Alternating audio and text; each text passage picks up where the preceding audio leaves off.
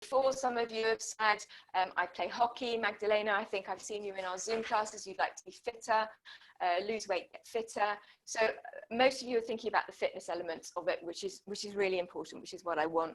So here are some of the reasons that the people that I come across, she says, trying to tab across to, particularly want to run. And bear in mind what I just told you about the Wi-Fi, sometimes being a little bit intermittent. So if you don't see in front of you what I'm talking about, forgive me, but hopefully it'll catch up.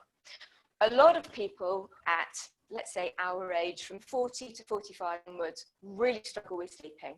We are hot in the night, we can't switch off at night, we don't go into a particularly deep sleep at night. And most people know that exercise really helps for us to get a better night's sleep. So that's one of the reasons that people sometimes say to me now that they want to start running. So that's an interesting thought. Bearing in mind that some of the people that I coach have now got grandchildren, these people say, oh gosh, I just need to have some more energy. I'm always tired all the time. I'm now actually even in a position where I'm looking after these grandchildren, sitting around after an 18-month-old, and I'm exhausted at the end of the day. So just actually having more energy, whether it's to carry out your day-to-day work, to feel better in yourself, to feel more alive. So running to have more energy, to feel fitter is really good. Then this is a really, really big one. And again, something that I see more, and I've seen this even more in lockdown. You're stressed during the day, you've got targets, you've been homeschooling, you're looking after elderly parents and school or uni age children. You are the hub that life revolves around in your house, and your brain is completely frazzled. You don't have anybody ever giving you some time for you. And running gives you some time almost to restore some time in life that's just for you. Whether you do it on your own or whether you perhaps do it with one person, or even if perhaps you do it in a group, it's a very restorative exercise. I don't know very many people that come back from a run and don't like the way they are feeling. They might say, that was awful, but oh my gosh, I feel so good that I've done it now. And you might feel awful during it, but the feeling, the buzz at the end of a run where you feel like you've achieved something that was a goal for you is fantastic. And I guess that leads me on to, and I'm hoping you can see this, even if you can't see it immediately, is the friendships that can be made through running, particularly with women. My experience of 21 years of coaching women in running is that women do much better if they've got a peer, they've got somebody that they're sharing a journey with. So they either choose to join a club, whether it's a real club in person or perhaps a virtual group online, or whether they've just got one running buddy, and that could be a person, it could be a dog. The friendships that are made through taking up a sport and running for us can be life-changing. I started my running group in Kent, in Sevenoaks, 21 years ago. And I'd only been doing it for a year when a group of 8 ladies, all then in their early 40s, so they are now in their early 60s with grandchildren, all in their early 40s, none of them were gym bunnies, none of them had ever run before, and they all decided, yeah, that's it, we want to do it. They didn't know each other. And now there's 8 of those ladies. Husbands have died, parents have died. They've done one hideous marathon together, which they really enjoyed and all vowed they'd never done again. But that friendship for those 8 people has been enduring to the extent that they clubbed together to buy each other 50th birthday presents and 60th birthday presents. They've been on holidays together. It's been a lifelong friendship, as I say, for 20 odd years. And that's really important. So they are some of the real things that I think running gives you. Perhaps you've got a goal. This is a bunch of my ladies in Sevenoaks who every year I run a thing called the Breast Cancer Care Run, or the Pink Run. The Breast Cancer Care is now, the charity is now called Breast Cancer Now. Breast cancer is a charity very dear to my heart. It's something that I've fundraised for every year for the last 7 years. And this is a pink run. And we get a lot of people who say, right, this year I'm going to join. I'm going to wear pink. I'm going to raise money, a little bit or a lot, it doesn't matter. I'm going to do something that I'm proud of doing. And for me, that was my start to running. I didn't expect to have a lump in my throat tonight, but there's one coming. So you may have a goal, that it may be something that you're emotionally driven to do. And there may be something in the back of your head right now and you think, is that going to be me? What I think doesn't work, really interestingly, is if you start running for any of these reasons. To control your weight, yes it does, but bear with me. To look better in your clothes, you might, but bear with me. Or to tone my legs, to make my legs or my bottom look a bit more shapely. So why doesn't that work? You may have noticed that sleep and energy and restore and the friendship and meeting a goal, they're all emotional reasons for doing something. And when you've got an emotional reason for doing something, it sticks, it stays. You don't give up easily. And for anybody who's ever tried to go on a diet or do some particular exercise to tone up somewhere, it doesn't really take very long for us to get bored with it. It takes about 6 to 8 weeks to form a habit. And often we get bored before we've got into a habit if the reason that we're doing it isn't tied in some way to an emotional reason. So I'm just going to go back to tab because I want to, there we go. Oh no, excuse me. There we go. So they are the reasons that I think work really well for people to run. So what's my story? How did I get started in this? Sometimes by sharing how I started, it gives you a reason to think, well, have I got something like that? So 25 years ago, my brother went to work, having come back from the Gulf War, where he was in the army, went to work on his motorbike and a coach pulled out in front of him and he was killed instantly. Obviously my life was devastated, turned upside down, as was my family's life. And as anybody who has ever dealt with any big grief will probably know, is you feel compelled to do something positive to put that situation right, compelled to make a difference. And Simon had just run the London Marathon. He did it for one of the army charities. And to my great surprise, they offered myself and some members of my family the opportunity to do the marathon in his memory. This is the London, and that doesn't happen nowadays. It doesn't happen. You have to fight tooth and nail and pay an awful lot of money or get a time to get in. But in those days, I was given a place to do the marathon. And you know what, I will share with you now, and we will come back to it. That was my first big mistake. You'll understand why later. But I thought, yeah, I'll do the marathon. How difficult can it be?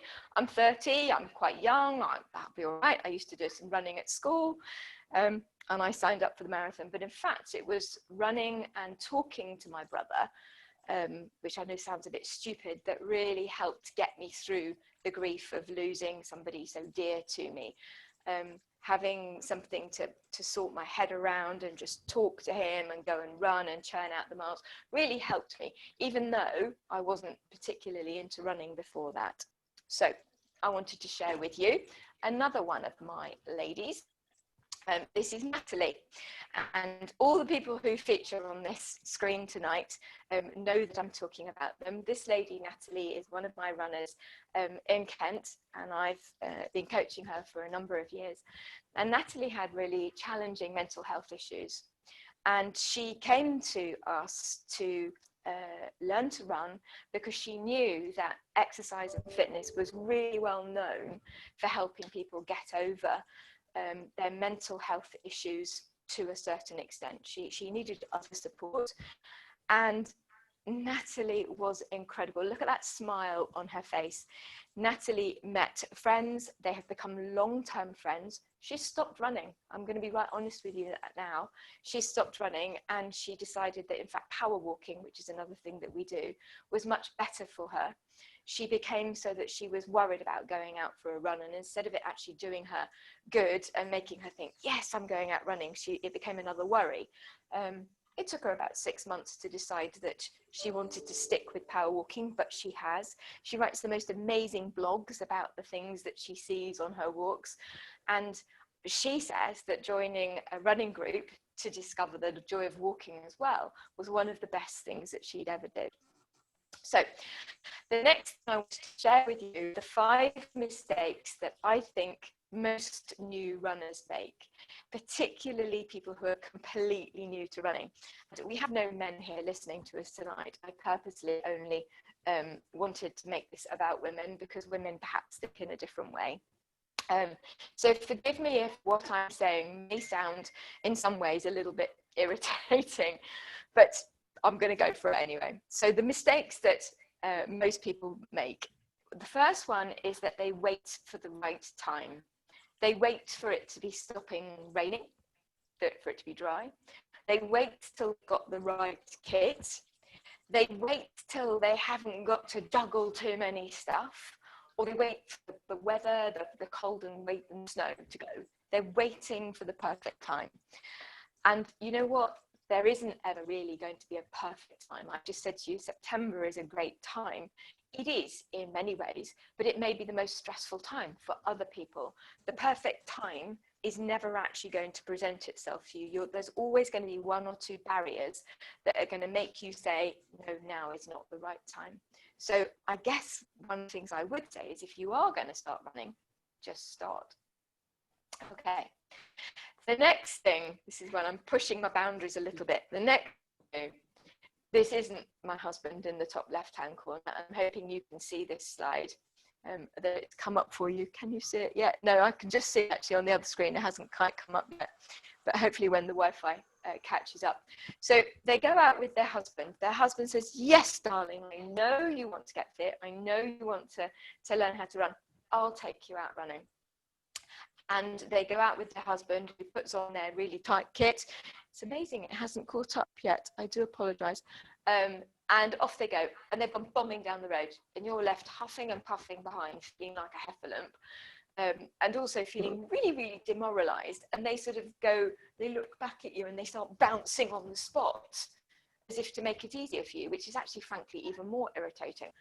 The other people that I would suggest you don't go with is children, because they're like Duracell things and they go off. If you ever have done, and some of you may have done, a Race for Life, one of those things, any children in the race will go off hell for leather and they'll stop after about 1.5 miles, by which time you might just be getting going. But they go hell for leather and they've got no idea about waiting for anybody. I would also say, don't go out with any teenager. And if you haven't got this slide in front of you, I'm so sorry. Oh yes, I can see it just come up. Don't go out with any teenager in a crop top like that, looking beautiful. If you've got lovely teenagers at home, and if any of you are watching, yeah, you look beautiful, but believe me, us midlife women don't really feel very confident. We probably want to go out in the dark when nobody can see us, or first thing in the morning when nobody can see us. And if we've got to run beside somebody looking like that, it just really reduces your confidence. And then the bottom picture is, don't go out running if you're trying to impress somebody. Now, this is probably less likely to happen to you, but this is what happened to my son and his wife, that he bought a road bike for his wife so that they could go out cycling. This beautiful road bike that's really light. You can just virtually pick it up with your finger. And off she got on this bike, and she was determined to make my son really proud. She hated it. She absolutely hated it. You could see she hated it. She was only doing it to try and keep him happy. Well, that's about £1,000 down the drain, isn't it? So don't do it to try and impress somebody. If you're going to run, do it because you want to. Okay, so some of the mistakes. This is the mistake I made. I signed up for a marathon, and perhaps what Natalie did, she signed up thinking she was going to achieve a goal that was not achievable. Having the right goals, particularly as a woman over 40, probably most of us actually around our late 40s, 50s, the goal has got to be the right one. And if you are being coached or advised by somebody who doesn't know the right goals for you, then you're going to be heading straight for failure. I saw a Facebook post today. I don't know if any of you are in the Facebook group that I saw it on, where somebody said that their husband had very kindly bought them some 5-kilogram weights. And this lady said that they were quite heavy and she wasn't sure about using them. And I went in and I said, they're too heavy. The girls that I've been coaching for a long time, some of them are using 5-kilogram weights. I've got 5-kilogram weights. And by the time you've done 15 reps with 5-kilogram weights, one in each hand overhead, it's really hard. And if you've just started on the road to fitness, be it running or anything else, and you're doing something that makes you feel bad, you're not going to stick at it. So your goals have to be the right ones, and it's much more helpful if you've got somebody advising you about those goals, so you don't get yourself into a negative spiral. Okay, so I'm just going to have a swig of water. Okay, so unrealistic goals on my marathon. Now, has this come up? Yes, we have. Our Wi-Fi's okay. Not making a plan. People who don't succeed when they start running don't have a plan. They don't have a goal that's realistic, and then they don't have a plan to help them get to a goal, even if it is realistic. And as much as we would like to think that we can, you can't literally just put your trainers on and go out the door and expect it to work. You have to plan the night before to have eaten legally the right thing. You have to have planned to make sure that somebody isn't expecting you to go out for a run with them tomorrow morning at 6 o'clock, but you actually said yes to a barbecue the night before and you're not going to get to bed till 2 o'clock because one of you is going to be grumpy. You do have to have a plan. It doesn't have to be all consuming unless you're doing a marathon, in which case I can promise you it's absolutely all consuming. But it is a really good idea to have a plan to help you get where you want to get to. And then again, this final one is, I'd like to say that running does not make you lose weight. What it does do is tone you up, but the scales may actually go up. And I'm sure you've heard that old thing that muscle weighs more than fat, which it does do, but your glutes get stronger, your quads at the front of your legs get stronger, your hamstrings get stronger, actually your core gets stronger. So what you may see is that your clothes feel looser, but actually if you're only ever going by the scales, you'll actually end up potentially even putting on weight. And in my first marathon days, the first two marathons I did, I loaded up with loads and loads of pasta, thinking it was absolutely, who is Margaret, thinking it's absolutely the right thing to do. Oh my gosh, I'm going backwards and backwards and backwards. Excuse me, thinking it's absolutely the right thing to do. But it wasn't the right thing for me to do at all. Right, so here we go, running to lose weight. So I've just lost my slide. Margaret, I wanted to show you Margaret. Where is Margaret? Where has she gone? We come backwards. I don't know if you can come backwards. You've got Margaret. Sorry, guys. There's Margaret. So, why did Margaret join? 63 when she joined me as a runner. Had never run before. Always wanted to run. I think various people had said, "Do you want to start running when you're 63?" And she thought, I can. So she joined a beginners group. I think it was about 3 years ago, an 8-week course with me. And that lady has been running ever since. She wanted to prove other people wrong. Same as another lady, in fact, whose husband always said to her, "You'll never run, you'll never run." And so this lady hadn't been told that she would never do it. Another lady, and I haven't put her picture up for exactly this reason, her husband used to say, "You'll never do that, you're far too fat, you're far too unfit." So sometimes it's nice to prove people wrong, but sometimes it's just as nice to say, "Yeah, I can still do this." So I wanted to share with you now the formula that I use when I'm coaching people, and I think I've looked back, there's over 1,000 runners that I've coached using this method. And I use 3 things. It's planning, it's mindset, and support. They are the 3 things that, in order to succeed, you have to get it right. And if you get all of those right, you get the key to success. So what I'm going to do is go through each of these. So what is your mindset? Your brain believes what you tell it. So I'm now going to come back to you while I have a swig of water, and I'm going to ask you, what is your mindset about running? Pop it down there. You don't have to say it out loud. Do you think it's something I've always wanted to do? Is it something somebody has told you you can't do? Is it something you think, I'm really excited to start? What is your mindset? Have you got a positive mindset about running? Have you got a hopeful mindset? Tell me what you think about starting your running journey, potentially in the next couple of weeks. I'd love to know.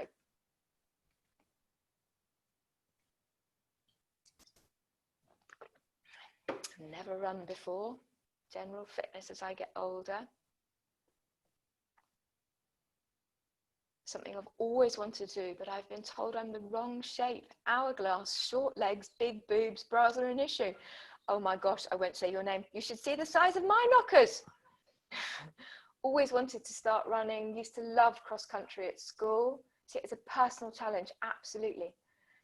I hate running, but I think I could grow to love it. And you know what? So many people say, actually, either Sam, I hate you, or I hate running. I haven't quite decided which it is. But yes, they do grow to love it because they love the way it makes them feel afterwards. You can write in here privately.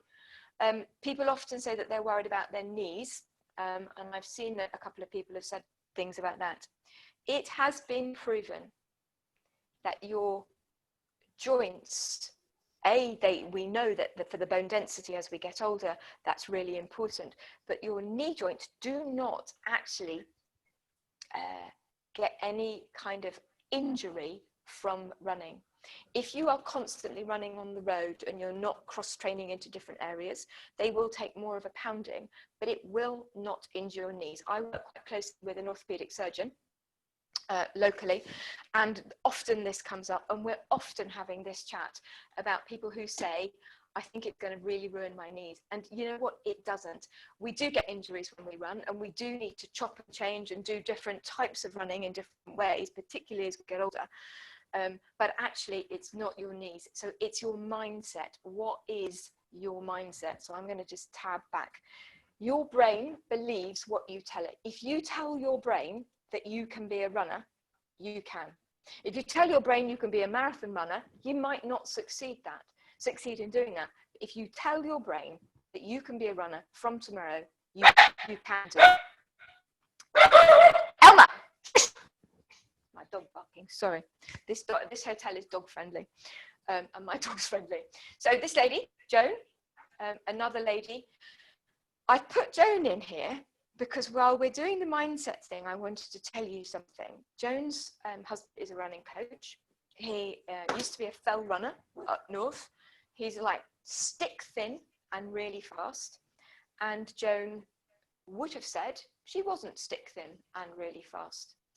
But her husband was so supportive that this lady took up running with me probably about 7 years ago, maybe 8 years ago, when she moved down from up north, and has been running ever since. She's got stronger. She hasn't actually got faster. She's got more confident. She will run pretty much anything at her speed. But late last year, she climbed Everest. She went up to Everest base camp because her mindset was, I can. And more importantly, she also had somebody at home telling her she can as well. And I think that's really important, a really important message. So how would it feel for you to be able to step out of the door tomorrow and just run? How would that make you feel? Do you feel confident? Do you feel empowered? That actually make you more productive at work? I think for a lot of people it does. Would it make you think that you've got something more positive to look forwards to? Feel free to write if you have an idea how that would make you feel, if you're prepared to share how you would actually feel if tomorrow, hopefully it's something I'll enjoy, as I love being outside. And again, one of the things I'm always banging on about is being outside. Most of the running that we do is outside in nature. And then the mental health effects, as well as the physical effects of being outside in the natural environment, are massive. Sometimes somebody said they want to just prove to themselves that they can do it. And that's another really valid reason for doing it. If you take on board all the things that I've said, you can be a runner. It's just about having the right goals. So I wanted to move on, just tapping back to a plan designed for you. If I told you that there was a plan designed for you that told you what to wear, what to eat, what distance to run, what to eat and when, and that you were answerable to other people, that would really help you. But I promise I would tell you some of that stuff. What to wear. People say to me, I can't start, I haven't got all the kit. As a woman starting running, I would say the first thing that's really important for certainly me and the lady who said she's got the bigger boobies is to get a bra that's going to support you. Anybody who follows me on Instagram knows that last week I was testing the Sainsbury's support, what was it called? No bounce support bra. Well, I was bouncing all over the place. I videoed it. I only put it in my stories. I didn't put it in the stream. I was bouncing all over the place. But having a good bra to keep you in place is important, not only for your comfort, because otherwise everything's bouncing up and down, but also we've got these ligaments in our boobs called Cooper's ligaments. And if you bounce, if you run up and down, if you run, they not only bounce up and down, but your boobs actually go round in circles and your Cooper's ligaments get stretched. So having the right bra is really important. Even if you're smaller chested, and I know some of you here may say, well, there's nothing there, there's nothing to hold in, it's still important. Bra wise, there's 3 that I particularly like. There's the Lululemon one, which is quite expensive, which I do like. It's called the Enel bra, and I would Freya that are designed for sports are really supportive. And I know Marks and Spencer's do a fairly good front-loading sports bra as well. But my key tip for you probably is to go online. There's a website called Less Bounce. I know, Jill, you're in Germany, and I don't know if anybody else is abroad, but if you find a sports bra website, and the one I particularly used to use is called Less Bounce, and you go on to the website and you order 5, 6, 7 of them. Some of them have got a racer back, some of them have got wide straps, some of them have got thin straps, some of them you need a master's to get on because they're really difficult to get into. And by ordering a selection of them, and then you draw the curtains in your room, you get a mirror, you put it on, and you jump up and down. And you look and see which is the most comfortable for you, and you send 8 of the 9 back, and you stick with the one that really works for you. That's my advice. Now, obviously, you can do the same in John Lewis and those sorts of places, but in COVID times, we can't try anything on. And actually, you don't really want to be limited to just trying on the bras that store have got if you are considering running sort of longer term. Obviously, you can use it for all sorts of other things too if it's comfortable. Shoes wise, the next thing to think about buying is running shoes. Running shoes are for running only. You don't play tennis in them, you don't go walking in them, you keep them for your running. Therefore, I don't suggest that anybody buys running shoes until they're absolutely sure that they're really enjoying it. And that tends to be 6 to 8 weeks, unless what they are running in is almost dangerous. The running shoes that I like are Asics, Saucony, New Balance and Brooks. They're the ones that I tend to use. Notice that I haven't actually said Nike. For me personally, I don't particularly like Nike. I think that they wear out very, very quickly. Running shoes have got either a lot of gel in them, which supports your foot, and the newer ones, there's something called Vibro Barefoot and some other sort of barefoot type of running, which have got no gel in. So let's just stick to the gel ones first of all. The gel is designed to give you what's it called, shock absorbing, which your joints do too, and they lessen the impact through your joints as you're running. But when we land, we don't land on our heel, we land in the midfoot. So you want that gel not just to be stuck in the heel, You want it to be all the way through the shoe. Some shoes have got more gel in some places. There is a make called Hoka, which are designed for running downhill, which I was given a pair of actually, which were lovely for walking the dog, but they felt really high and tippy because they were a very high gel shoe. So I think, again, it's really important to try different things on and see what works for you. Some people's feet are neutral when they run. Some people's feet roll in that way, and some people's feet roll in that way. And for that reason, my suggestion is always, when you're going to invest in some running shoes, is to go to your local running shop. So one of the big well-known chains all over England is called Up and Running, but there are a lot of other places, and they have in the running shop a running machine, and you are asked to get on the machine, put a sports bra on before you go and do it, and run. And they look at your gait, they look at the way your feet move when you run, and they look at actually what's happening with your knees too, and they prescribe the shoe that will keep your feet in a neutral position. If you're already a neutral runner, that's great. You don't need a shoe that stops you rocking in or out, but if you do roll in or out a bit, you want to know that you've got the right one. It is for that reason that I would never suggest that anybody goes to Sports Direct or anywhere like that and just buys a shoe that they like the colour of. When you invest in running shoes, you're probably spending upwards of 50 quid. Maybe up to 120, 130. And that's why I don't think it's worth spending that money until you're absolutely sure that you're enjoying it.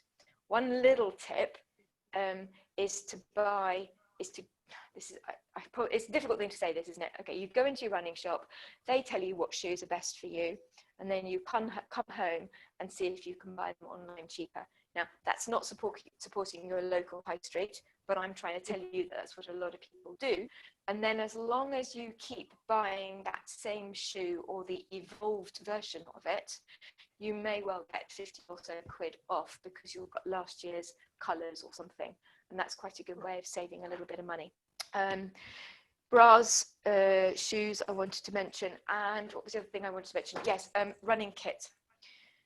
Sainsbury's, Tesco's, Matalan, Primark, they all do very attractive versions of what Lululemon, Sweatshop, and all the other very expensive sports gear companies do. It comes down to preference. A lot of the stuff that says it's breathable isn't, and so you find sweats running down your back.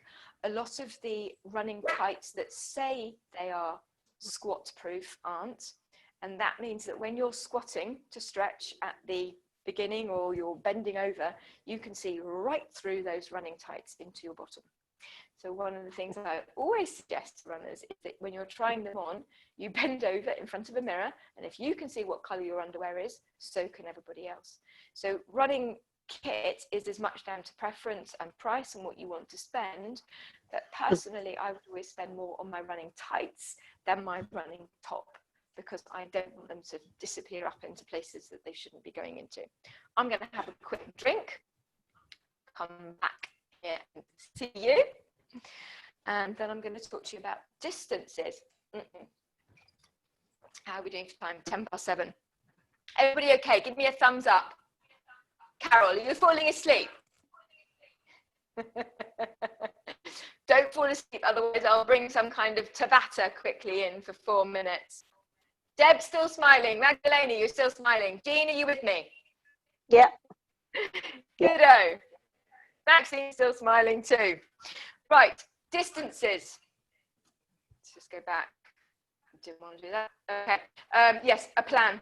Distance. My local athletics club in Sevenoaks a few years ago, they did a beginner's running session one evening. And everybody who went along to that beginner's running session was invited to run a mile. Did you run a mile tomorrow? Somebody says, do you run? Put your kit on, off you go and run a mile. It was frankly ridiculous, because when you first start running, you can probably do about 30 seconds.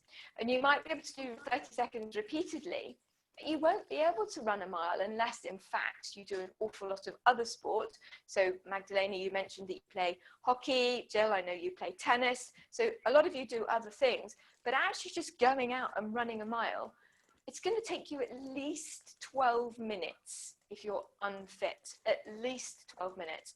And there aren't that many people who can start on day one running for 12 minutes without stopping. So having a plan that is designed for you and the kind of distances you're doing means you're much, much, much more likely to achieve. What to eat and when. It does come down to personal choice, but gone are the days where you need to load up with massive bowls of pasta the night before. Actually, what I tend to say to somebody is eat something within an hour before you run. So if it's in the morning, muesli, yogurt, something like that. But a lot of people, myself included, now enjoy the sort of version of intermittent fasting. So I will eat a meal the night before, I will run in the morning, and I'll actually eat something that's slightly higher fat. So eggs, avocado, seeds, that sort of thing, when I come in from a run. That does come down to personal choice. But I do think it's quite nice when you've got somebody who can advise you about that sort of thing. There is a thing called runner's trots. And when people first start running, some people get this awful urge to poo when they're out in the middle of the woods. And knowing whether that's something that you've eaten that goes through really quickly, or knowing how to deal with that is a really good thing. So planning is really important, but also having the right support, and whether that's support from other people around you or coaches around you, you're much, much, much more likely to succeed. Doing something, taking up a sport and doing it completely on your own is much, much more difficult for most people, I would suggest. Now I wanted to go on to about your ability. One of the things that I've always prided myself on is being really honest with people. Not everybody is going to be able to turn into a 5 or a 10K runner tomorrow. There are people with historical injuries or things that have happened to them that mean they can't run, or they're not going to be able to run overnight. And there are some situations where when somebody comes to me and says, well, you know, I really want to start running, where I have to be really honest with them and say, I don't think you're ready for it. It doesn't mean that you can't run at some point, but I don't think you're ready now. So what I think I would suggest to you is, if you are going to start running, you make sure you've got the advice that is particular to you about what's going on with you. So just as a little example, I had a lady who came to me 4 years ago. She was 62. She used to be a sprinter at school, and she had always wanted to go back to running. The reason she wanted to go back to running was, at the time, she was in a workplace situation where she was being bullied. At 62, she was having real nightmares in the workplace, and she just wanted that whole mental health thing. And she came to me as a beginner, and that's all I knew. And I coached her for 8 weeks, and she appeared to love it. In fact, she had a lot of ability. A lot of the ladies were 10, 15, even 20 years younger than her. But I could see that she wasn't very happy. And one day I had a chat to her, and I said, you know, on her own, you know, you're not really very happy. What's going on? And she said, well, actually, I'm leaking. I'm leaking when I'm running. And actually what came out was that she had had a prolapse about 2 or 3 years before. She hadn't done anything about it, and the running had triggered it into being a much, much bigger thing. I'm making your supper, Cos. Somebody's not on mute, and we can hear that you're making supper. I don't know if you would just like to mute yourself. And so I had to say to this lady, you're not ready to run. In fact, I don't think that running is going to be the right thing for you. So what we did was we diverted off into a completely different tangent and started her power walking.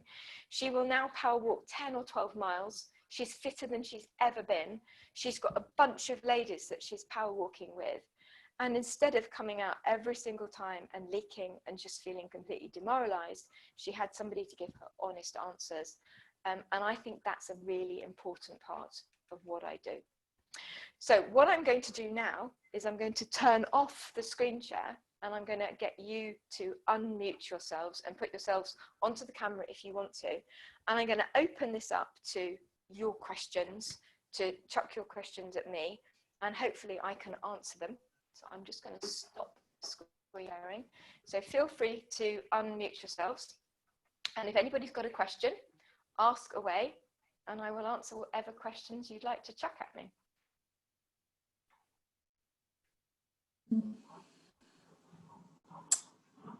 Go on, Lorraine, ask me a question. Well, I was looking at your Instagram posts, which is how I came to join today. Lovely. And I think they're great. They're really fun and interesting. And I think, I put on there, and I'm quite happy to share it, that I have osteoporosis. Yeah.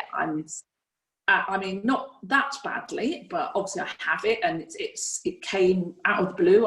In the past, I've always been quite a fit person, and I suspect that it's just one of those things. If I'd known more about the menopause, I would have, maybe someone could have had a little chat with me or checked me out or something. But anyway, the point is, I ended up with fractures when I was 60, just with no trauma. And of course, I couldn't walk very well, couldn't do all the things I want to do. And I've got back from that. And I'm very much I've got 2 grandchildren, 3 and nearly 2. And I like the outdoors and I walk. But I don't think it's enough. I want to do something. And where I live, up in Cumbria, it rains a lot. So I was laughing, Hilly. I was laughing about you saying the right time, because to be perfectly honest, if I said I wasn't running in the rain, I'd probably never go out. Yeah. But I looked at your Instagram, and you were suggesting that when you start, you do the thing where you have intervals, where you do 30 seconds and you have a timer, and you were suggesting an app. So I was just going to ask a basic question, because I'd like to just go out and start and give it a try. I live near New Balance workshop place, so that's excellent. I have a pair of running shoes, which I really use for walking, which is terrible.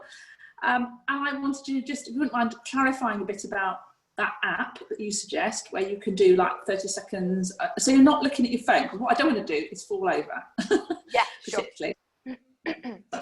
Okay, so my intention for anybody who's interested is you'll get an email later on tonight, which will give you a 14-day coached lead-in in a Facebook group to get ready for running. And it's different things every day. And the idea will then be, if anybody is interested, to download it's called the Couch to 5K app, Lorraine. There are various different ones of them, and it's an app which thousands and thousands of people follow all over the UK as a way of getting from 0 to 5K. You can have headphones in, so it tells you what to do, when to start, when to stop. But a lot of people follow that app and they give up halfway, or they get to the end of it and there's nobody there to actually share that process with them. And so what various people asked me, and this has happened since lockdown, because I'm never going to be able to come up to Cumbria and come out with you, is if I would coach people remotely through that as well. So you would have the app if you wanted to follow, which obviously you can do, but also you've got a coach in the background saying, okay, so Lorraine, your knees are a bit dodgy today, ignore what it says and do what I'm telling you, and then go back to that next week. But the app that is there, and I'm sure most of you have heard of it, is called Couch to 5K. And yes, so I start all my runners off, and in effect, I wrote the first Couch to 5K 20 years ago. I start all my runners off with 30 seconds.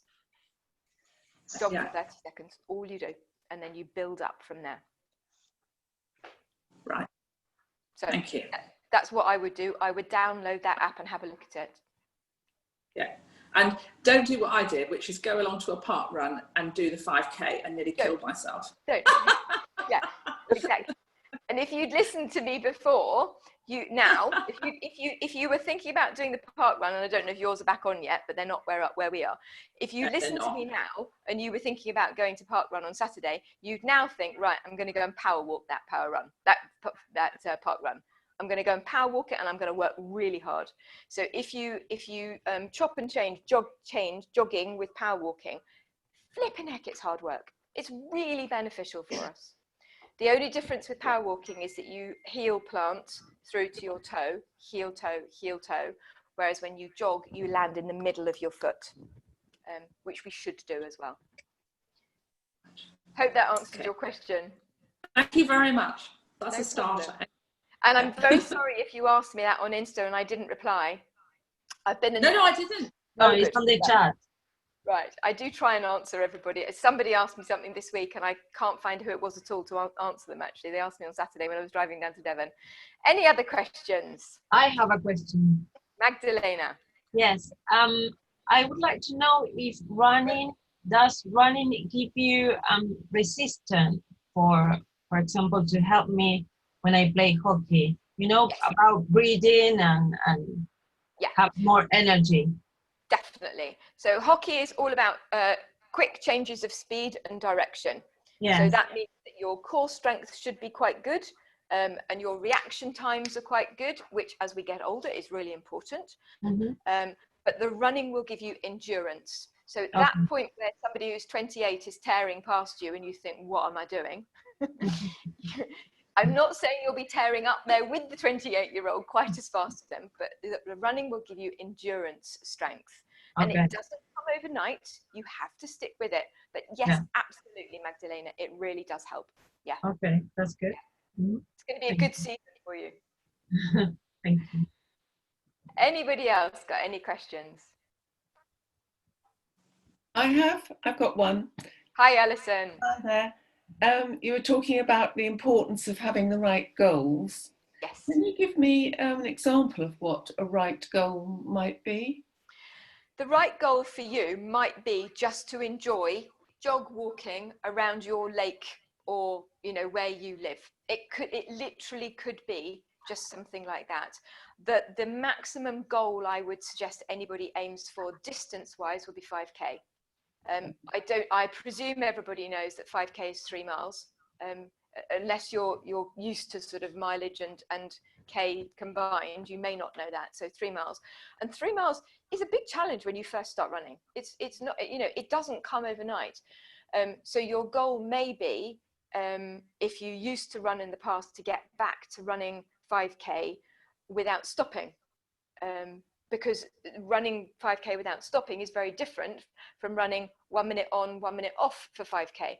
There are lots of people who do a marathon, which is 26.2 miles, and they run for 5 minutes and then they walk for a minute, but they've still covered 26.2 miles. And in fact, I often say that those people who take 6 hours to run a marathon are going to be fitter than people who take 4 hours, because they're on their feet for 2 hours longer. So your goal has to be something, Alison, that makes you feel really good. Have you got a potential goal in mind? No, just being able to run would be my, you know, yes, I guess going to 5K would be good. That would be good. The other thing, I've got another thing. I've just actually put it in the message box, the chat box, but I've been diagnosed with a small amount in one knee of osteoarthritis, and a little bit in my ankle. I was wondering how is that okay to run when? It's quite important for you. If it's a small amount, that's probably okay. And, you know, how can I actually say this? But in my experience and knowledge of running with people who have that, having the right shoes for you is really important, because you don't want your ankles to roll in a way that's going to put any undue pressure on somewhere that is already potentially a little bit dodgy. But what may happen for you is, in fact, that osteoarthritis is reversed. All right. So you can rebuild bone density, particularly if it's mild. Also, again, this is another thing. Somebody said to me the other day in another Facebook group, my knees really hurt when I squat. And some of the girls here who I see in my classes know that if you're squatting and your knees are rolling in, then your knees are going to hurt. So that's one of the reasons why I wanted to do this, because it's all very well following an app. But when you're 50 and following an app, there's nobody saying, Alison, your knees are a bit dodgy. I want you to do these exercises for the next week and then go back to that. It's that sort of thing. We're a little bit more precious, I suppose. Really? Okay, thank you. No problem. Any other questions? What about breathing when you're running? Is there a special way you should be breathing? Definitely do it. Yeah.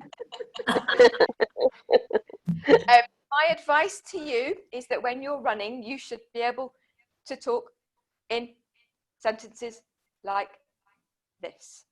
Okay. So you could hear I wasn't talking to you completely naturally. There was a little bit of staccato in my voice. If I could sing, I'm not going fast enough. And if I can't talk at all, I'm going too slowly.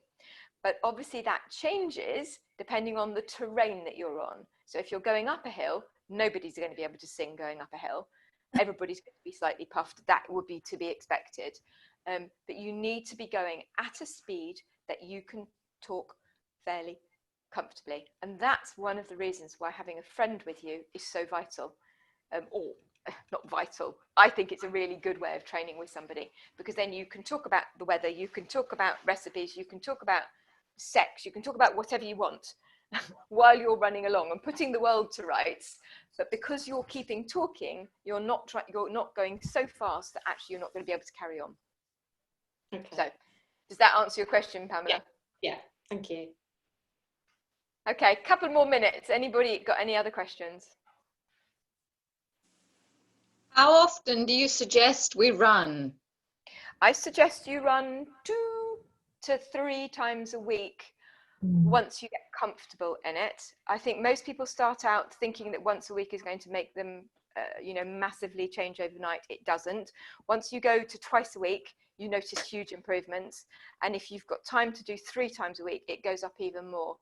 But actually, for a woman of our age, I think you get more benefit from running twice a week and then doing some strength or some yoga or some Pilates and cross training, because I think you get the other kind of strength, which really helps as well. Mm-hmm. So I suppose in an ideal world, 2 to 3 times a week, depending on what else is going on. But if you're somebody who's already doing 10,000 steps a day walking a dog, or you're doing other things, then you may not need that distance as well. Right. Okay. Yeah. I think also the other thing at our age is we're all juggling with such a limited amount of time, aren't we? And if we start laying down rules, you've got to do this and you've got to do that, instead of it becoming a pleasure, it becomes something that's hanging over your head. Deb, how many times have you and I spoke about some of the things that you want to do, and you're juggling homeschooling your kids and running your business, and it all becomes more, instead of being a pleasure, it becomes something that's stressful. Yeah. And we're too old for stress, aren't we? Oh yeah. Well, you might be. We are too old for stress. We're not too old to be able to put it right with a glass of champagne every now and again. Ah, right. Now you're talking my language. And I on just- that note, ladies. Oh, God. Can I just ask one more question? Of course you can. Oh, thank you. Just following on from the breathing, do you breathe through your nose and out through your mouth, or does it not matter? In an ideal world, when you're walking, you'll probably breathe in through your nose and out through your mouth. But pretty much as soon as you start running, you'll start mouth breathing. Pretty much. You'll notice it just happens automatically. And if you try and breathe through your nose, you won't be able to get enough oxygen in. You just won't. So you'll end up mouth breathing. Yeah.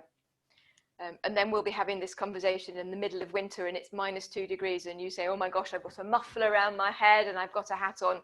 You still breathe through your mouth. Yeah. Oh, something I wanted to ask about temperature, outside temperature. Yeah. Too hot, too cold? Any advice? When you start running, the running temperature is 10 degrees hotter than it actually is. So when we had the hot weather in the UK a couple of weeks ago, 32 degrees, the running temperature becomes 42 degrees. So if you see people out in the winter in short sleeves and very short shorts, and they went out when it was 4 degrees, once you start running, the equivalent temperature is 14 degrees. So as long as you plan, there's a marine saying, which I think I put it on Insta the other day, and this has come from my daughter's boyfriend who's a marine: dress thready, end ready. So you start off with not very much on, and by the time you get into it, it actually feels really comfortable. There's nothing worse than going out with so many clothes on and just feeling so hot and thinking, oh gosh, this is awful. But no restrictions when you'd say it's too hot today or it's too cold? I've been following a woman on Instagram who's running in Dubai, and she runs in the 42-degree heat and absolutely loves it. You'll never get me running on holiday if it's 30 degrees. Just doesn't interest me at all. I think it's each to their own. I don't think there's a too cold. No, there may be a too icy, particularly if it's night.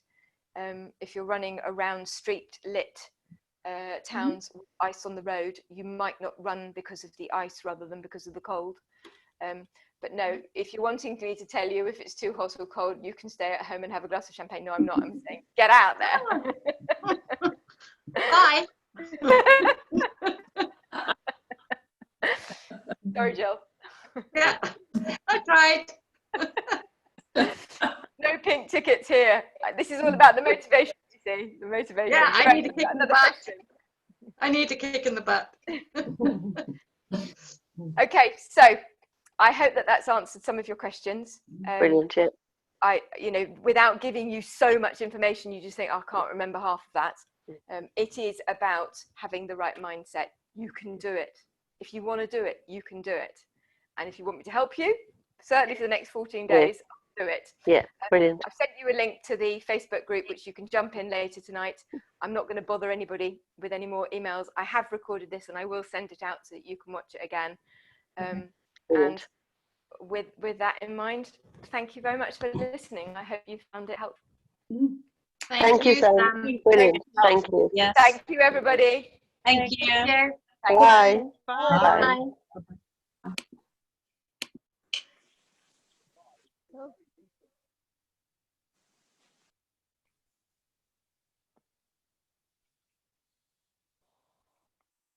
Stay. Jilly! Yeah! I've lost you. I'm still here. We've got one lady still there. Can you see me? I can see you. Oh, well, I'll take my glasses off then. I've been pushing everything to try and get off and I can't see anything, but I can still hear you. That was really helpful. Thanks. Thank you. I had, until the beginning of last week, I was just literally going to talk about clothes and pants and things. And then somebody said to me, look, you've got to talk about what you do and how you can support people. And David said to me on the way over here, if Jill says she wants to do it, you're not going to make her pay, are you? I said, no, bloody, I'm not going to make you pay. So if you want to come and do the course, please do it. But you know, I've got to try and do it as a way of supporting people. And Of course. I'd love to. Of course, I understand. No, you're doing a brilliant job, and that's really helpful. All the information, it's covered temperature, it's covered food. I have a problem if I want to go out running, and I haven't done for ages and ages and ages. Okay, I had a new dog, you know, but now she's of an age that I could run with her. I probably should run with her. Frankie's we've just been out for a long walk with her. Frankie's only walking Mila for 55 minutes at the moment, and she's 6 months. How old is yours? 1.5 now. She's 18 months. So I can talk with her now. Yeah, she's runnable. But you know, you shouldn't for the first year kind of thing. Yeah. So that was kind of my excuse. Yeah, absolutely. I'll admit. And yeah, getting into the autumn when you're doing less of other things, I thought I really would actually quite like to get going. You've got those lovely woods too. Exactly. And I don't really understand myself, because I just adore walking in the woods, and I could walk, you know, all morning. Yeah. But I have to force myself to run. I know. And I don't really understand it. I mean, I do walk quite fast when I go out with Matthias. He said, if I knew you were going to jog, I'd have put other shoes on. I mean, I walk faster than he does, and he's got much longer legs. Yeah. I think it's slightly about food. I can have a coffee and go out for a walk. I can't run without having something in my stomach. But if I eat too much, I've then got to wait. Yeah, and then for you go out for a walk, working out, don't you? Yeah, if I go out for a walk, I don't have to shower afterwards. If I go out for a run, I've got to shower and wash my hair, etc. Yeah. So, I mean, they're all pathetic excuses, but no, it's all part of the equation.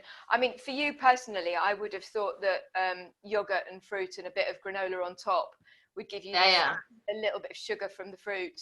And with them, that certainly works for me.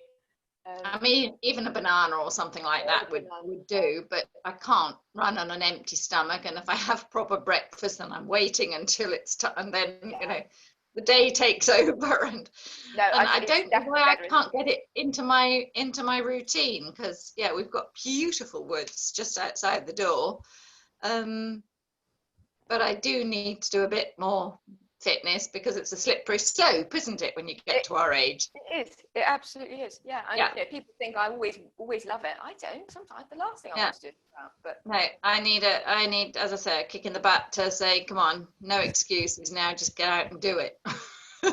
And I'm very good at excuses. well, look, lovely to see you. I'm going to go down and have my supper because I've booked a table. You do that thing. How long are you down there for?